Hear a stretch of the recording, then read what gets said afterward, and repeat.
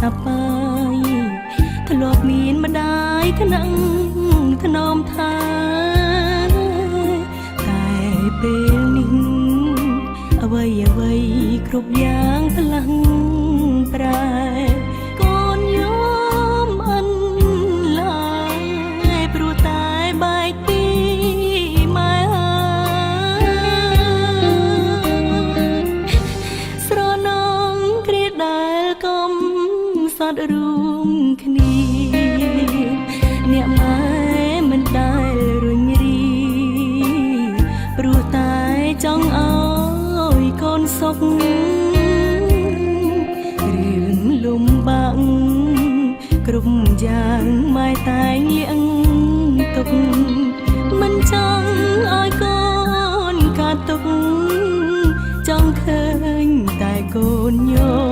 មទឹកភ្នែកហូរព្រោះតែនឹកនាងម្ដាយកូនសែនស្រណងសោកស្ដាយអាណិតអ្នកម្ដាយខ្លាំងណាស់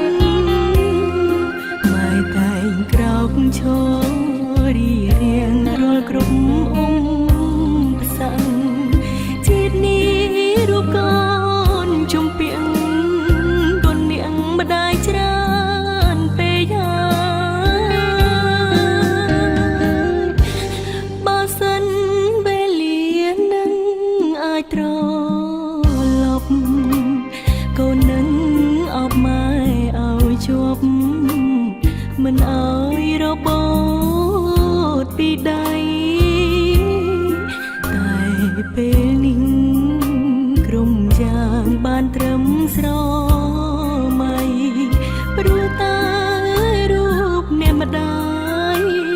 ឃ្លាតឆ្ងាយឃ្លាតគ្មានថ្ងៃជួប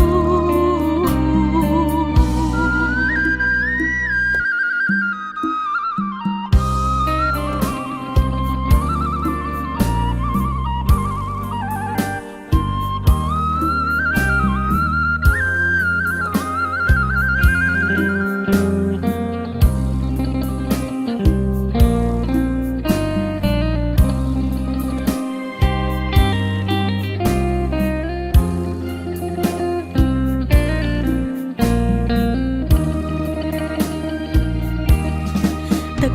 ភ្នែកហូរព្រោះតែនឹកនាងម្ដាយកូនសែនស្រណង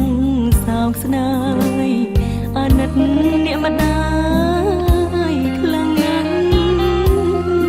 ម៉ែតែងក្រោកឈររៀ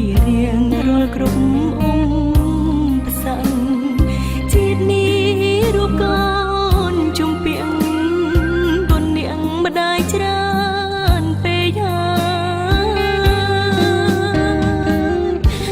បើសិនវេលានឹងអាចត្រឡប់កូននឹងអបម៉ែឲ្យជាប់មិនឲ្យរបូតពីដៃតែពេលនេះក្រុមយ៉ាងបានត្រឹមស្រ